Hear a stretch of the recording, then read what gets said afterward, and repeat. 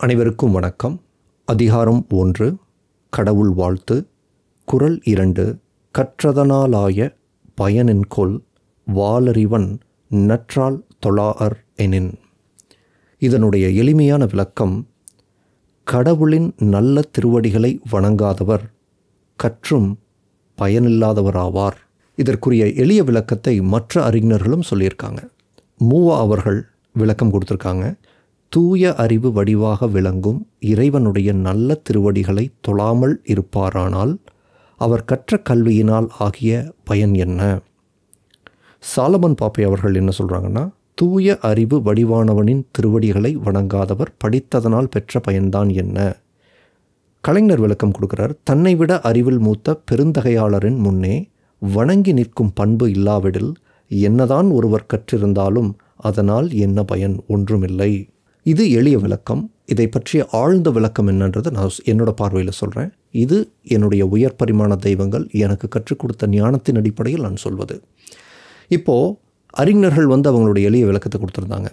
அப்போ திருவள்ளுவர் எப்படி சொல்கிறாருங்கிறது புரிஞ்சுக்கலாம்னா, என்னதான் ஒரு மனிதன் கற்றிருந்தாலும் கடவுளுடைய திருவடியை வணங்காதவர் என்ன கற்றாலும் பயன் கிடையாது அப்படின்னு சொல்கிற மாதிரி இருக்கும். அப்போது என்ன தான் நம்ம கற்றுக்கிட்டோம்னா, ஏன் கடவுளுடைய காலடியில் விழ வேண்டும், ஏன் அவரை தொழ வேண்டும் அப்படின்ற ஒரு கேள்வி வரும். சரி, தொழவில்லை என்றால் என்ன நடக்கும்? இந்த கேள்விகளுக்கு கொஞ்சம் நமக்கு குழப்பம் வந்துடும். அப்போ கடவுள்னால் நம்ம காலில் விழுந்து கும்பிட்டுணும் சாமி அப்படின்னு சொல்லி, அதுவா அப்படின்னு கேட்டிங்கன்னா அந்த பொருள் அல்ல. அதாவது என்னை பொறுத்த வரைக்கும் முதல்ல அறிவு அப்படின்னு சொன்னால் என்ன, கற்றல் அப்படின்னு சொன்னால் என்ன, மெய்யறிவுன்னு சொன்னால் என்ன, அதன் பிறகு திருவடியை தொழுதல் என்றால் என்னன்ற என்னுடைய விளக்கத்தை நான் சொல்கிறேன். அதாவதுங்க, இந்த கற்றல் அப்படிங்கிறது என்னென்னா, நீங்கள் சின்ன குழந்தையாக இருந்து இவ்வளோ நாள் வரைக்கும் வளர்ந்துட்டுருக்கீங்க. ஏதாவது ஒரு விஷயம் கற்றுக்கிட்டு இருக்கீங்க. உங்கள் அப்பா அம்மாவை பார்க்குறீங்க, சொந்தக்காரங்களை பார்க்குறீங்க, சமுதாயத்தை பார்க்குறீங்க, சினிமா பார்க்குறீங்க, ஸ்கூலில் போய் படிக்கிறீங்க. எதை கற்கிறீர்கள் அப்படின்னு சொன்னால், எல்லா அனுபவங்களிலிருந்தும் எது உங்களுக்கு சரி, எது நன்மை, எது உண்மை அப்படிங்கிறது தான் உங்களுடைய கற்றலாக நீங்கள் கற்றுக்கொண்டிருக்கிறீர்கள். இதுதான் உங்களுடைய நம்பிக்கையாக மாறும். உங்களுடைய நம்பிக்கை என்பது நீங்கள் எதை உங்களுக்கு சரி என நம்புகிறீர்களோ, நன்மை என நம்புகிறீர்களோ, உண்மை என நம்புகிறீர்களோ, இதுதான் உங்கள் நம்பிக்கை. இந்த நம்பிக்கைகளின் தொகுப்புக்கு பேர் அறிவுன்னு பேர். நீங்கள் எதை செய்ய வேண்டும் ஒவ்வொரு நொடியும் என்பதை உங்களுடைய அறிவே முடிவு செய்கிறது. உங்களுடைய நம்பிக்கைகளின் தொகுப்பு. ஒவ்வொரு கணமும் ஒவ்வொரு நொடியும் மனிதன் தனக்கெது சரியோ, தனக்கெது நன்மையோ, தனக்கெது உண்மை நம்புறானோ அதை மட்டுமே செய்வான். நான் சொல்கிறது நல்லா ஆழ்ந்து யோசிச்சு பாருங்கள். அது என்ன? ஒவ்வொரு நொடியும் எல்லா மனிதர்களும் தனக்கெது சரியோ, நன்மையோ, உண்மையோ அதை மட்டும்தான் செய்வாங்களா? யோசிச்சு பாருங்கள். உங்களுக்கு ஒரு மிகப்பெரிய ஞான தெளிவு கிடைக்கும். இப்போது இது அறிவு.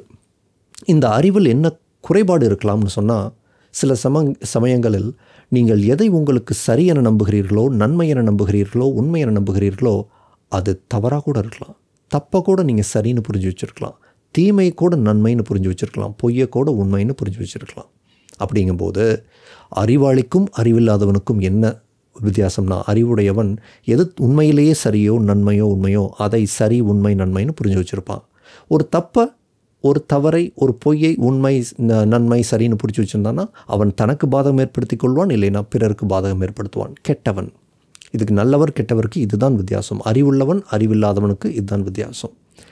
இப்போது என்னதான் கற்றிருந்தாலும் மனிதன் இந்த மனிதர்கள், இந்த பூமி கற்றுக் கொடுக்கும், இந்த மனிதர்கள் கற்றுக் கொடுக்கும் ஞானம் அப்படிங்கிறது ஒரு குறிப்பிட்ட எல்லை வரைக்கும் தான். அதற்கு மேலான அறிவு அப்படிங்கிறது மெய் அறிவு. அது உங்களுடைய இறை வழிகாட்டுதலிலிருந்து வரக்கூடிய அறிவு. இந்த இறை வழிகாட்டுதல் அப்படிங்கிறது உங்களுக்குள் சதா இயங்கிக் கொண்டே இருக்கிறது. என்ன? ஞானிகளுக்கும் யோகிகளுக்கும் அவர்களுடைய மனமானது இந்த இறை வழிகாட்டுதலோடு ஒருங்கிணைவில் இருக்கும். அவருக்கு பேர் யோகின்னு பேர். அப்போது யாருக்கெல்லாம் அந்த அவர்களுடைய மனமானது அவர்களுடைய இறை வழிகாட்டுதலிருந்து ஒருங்கிணைவு இல்லாமல் இருக்கோ அவர்கள் சாமானியர்கள்னு பேர். அப்போது திருவடிகளை தொழுதல் அப்படிங்கிறது உங்களுக்குள் இயங்கிக் கொண்டிருக்கும் இறை வழிகாட்டுதலோடு உங்களுடைய மனம் ஒருங்கிணைவில் இருப்பது. அதுக்கு பேர் தான் சரணாகதின்னு பேர். சரணாகதிங்கிறது போய் நீங்கள் ஒரு கோயிலில் போய் அப்படியே சாஷ்டாங்கமாக விழுந்து நான் உன்னை சரணடைஞ்சிட்டப்பான்னு சொல்கிறது சரணாகதி அல்ல.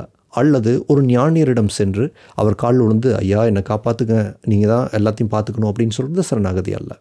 சரணாகதி என்பது என்னென்னு சொன்னால், உங்களுடைய இறை வழிகாட்டுதலோடு உங்கள் மனதை ஒருமைப்படுத்தும் அல்லது ஒருங்கிணைக்கும் கலை. அது எப்படி பண்ணலான்னா, உங்களுக்கு எது ஆர்வம் உற்சாகம் தருதோ அதற்கு நீங்கள் செயல் வடிவம் தரும்போது உங்களுடைய திறமை என்னன்றது உங்களுக்கு புரிய வரும். உங்களுடைய கலைநயம் என்பது வெளிப்படும். உங்களுடைய பிறப்பின் நோக்கத்தை நோக்கி நீங்கள் செல்வீர்கள். உங்களுடைய இறை வழிகாட்டுதல் உங்களுக்கு ஆர்வம் உற்சாகம்ன்ற ஒரு சென்சேஷனாக தான் உங்களுக்கு வழி நடத்தும். உங்களுக்கு பிடிச்ச விஷயங்களை, ஆர்வம் தரக்கூடிய உற்சாகம் தரக்கூடிய விஷயங்களை செஞ்சீங்கனாலே நீங்கள் யாருன்ற கேள்விக்கு நீங்கள் விடை தெரிந்து கொள்ள முடியும்.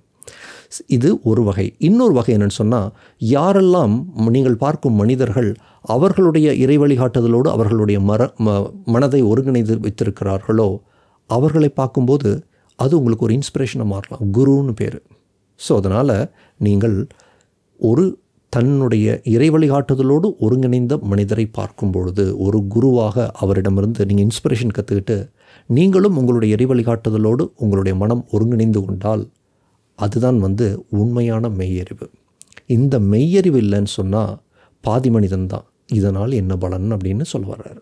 இப்போ இதனுடைய ஆழ்ந்த விளக்கம் புரியுதுங்களா? இதற்கு மேற்படியான விளக்கங்களை அடுத்தடுத்த குரலை நான் உங்களுக்கு இன்னும் எளிமைப்படுத்தி சொல்கிறேன். உங்களுக்கு இது ஒரு மிகப்பெரிய தெளிவையும் விழிப்பையும் கொடுக்கும். சரிங்களா? உங்களுடைய பொன்னான நேரத்துக்கு என்னுடைய மிக்க மகிழ்ச்சி. தேங்க்யூ.